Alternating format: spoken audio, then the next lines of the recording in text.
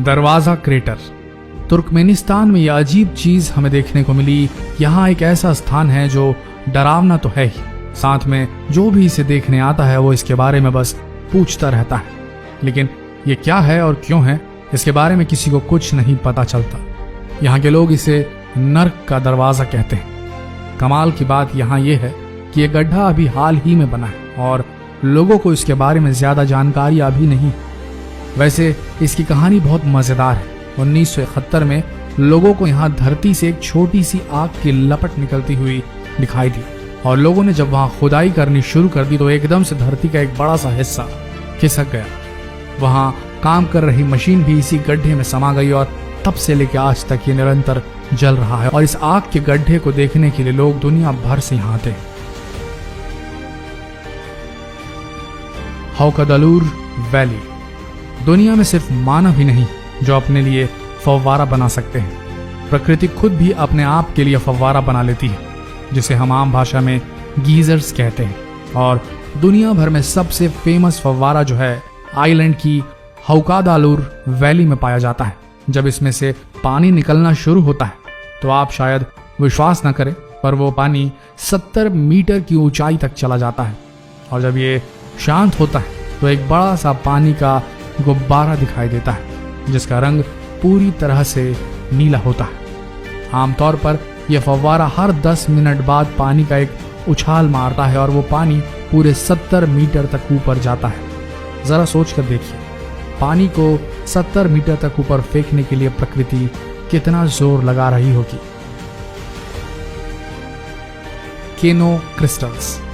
अगर आप कभी कोलंबिया जाएं तो केनो क्रिस्टालेस जाने का मौका न गंवाएं, क्योंकि पूरी दुनिया में यही एक नदी है जो पूरे 5 रंगों में बहती है। जैसा कि आप देख सकते हैं, इसका ये नाम ऐसे ही नहीं रखा गया है। दरअसल इस नदी में 5 अलग अलग प्रकार की काई जमी हुई है, जिससे ऊपर से देखने पर यह नदी कुछ ऐसी दिखाई देती है। दिसंबर से अगस्त तक 5 काइयां अलग अलग रंगों में पाई जाती है और सितंबर के आते ही 5 के 5 अपना रंग बदल लेती है और ऐसा नजारा हमें देखने को मिलता है जिससे हम चाहकर भी मुंह नहीं मोड़ सकते। इससे हम ये तो समझ गए कि प्रकृति से बड़ा कलाकार कोई हो ही नहीं सकता।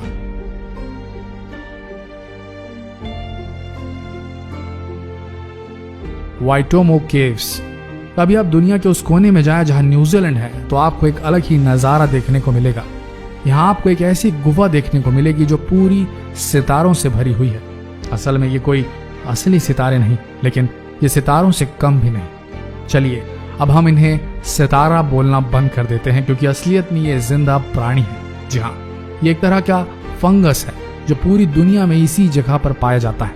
और शायद आप विश्वास न करें, ये छोटे छोटे जानवर जितने ज्यादा भूखे होंगे उनसे निकलने वाली रोशनी उतनी ही तेज होगी। हजारों छोटे छोटे प्राणी मिलकर ऐसी नीली रोशनी निकालते हैं जो देखने में किसी को भी हैरान कर देगी। लैंकोइस नेशनल पार्क। साल के 6 महीनों में ब्राजील के लैंकोइस पार्क में कुछ खास नहीं होता, सिर्फ मिट्टी मिट्टी और मिट्टी। यहाँ कोई फसल भी नहीं उगाई जा सकती, लेकिन बारिश के मौसम में यह जगह पूरी तरह बदल जाती है। जैसे ही यहाँ बारिश शुरू होती है, यहाँ बारिश वाला पानी जमीन के अंदर जाने की बजाय ऊपर ठहर जाता है, कुदरती तालाब बन जाता है और वो तालाब समुद्र के किसी बीच से कहीं ज्यादा सुंदर होता है। उस समय यहाँ का तापमान 30 डिग्री बना रहता है और दुनिया भर से लोग बारिश के मौसम में इस कुदरती तालाब का मजा उठाने यहाँ आते हैं। है कि नहीं? वाकई कमाल। Antelope canyon. मेरे ख्याल से इस दुनिया में हर इंसान ने अमेरिका के ग्रैंड कैनियन के बारे में जरूर सुना होगा, लेकिन कुछ कारणों की वजह से एंटेलोप कैनियन को बहुत कम लोग जानते हैं। आप जरा इसे देखिए, कितने स्मूथ है। अमेरिका में पाई जाती है और असल में एंटेलोप कैनियन के 2 हिस्से हैं, एक ऊपरी हिस्सा और एक निचला हिस्सा। अब आप ये सोच रहे होंगे कि इन चट्टानों को यह खूबसूरत शेप कैसे मिली। असल में हर कुछ सालों बाद यहाँ भयंकर बाढ़ आती है और बाढ़ के पानी इन पत्थरों को घिस घिस कर ऐसा बना जाते हैं और ऐसा पिछले कई सालों से होता आ रहा है और परिणाम के रूप में ये नायाब कलाकारी का नमूना देखने को आपको मिलता है एंटेलोप कैनियन में। तो कैसा फील किया आपने नेचुरली इम्पॉसिबल टू एग्जिस्ट जगहों के बारे में जानकर? क्या आपने कभी सोचा था कि ऐसी जगहें भी होंगी पृथ्वी पर? और अब जब आप जान गए हैं इन जगहों के अस्तित्व के बारे में, तो कैसा फील कर रहे हैं आप इस प्रकृति के बारे में और इस प्रकृति के रचयिता के बारे में, ये जरूर बताइएगा। धन्यवाद। सब्सक्राइब करें हमारा चैनल और लेटेस्ट वीडियोस के लिए बेल आइकन को क्लिक करना ना भूलें।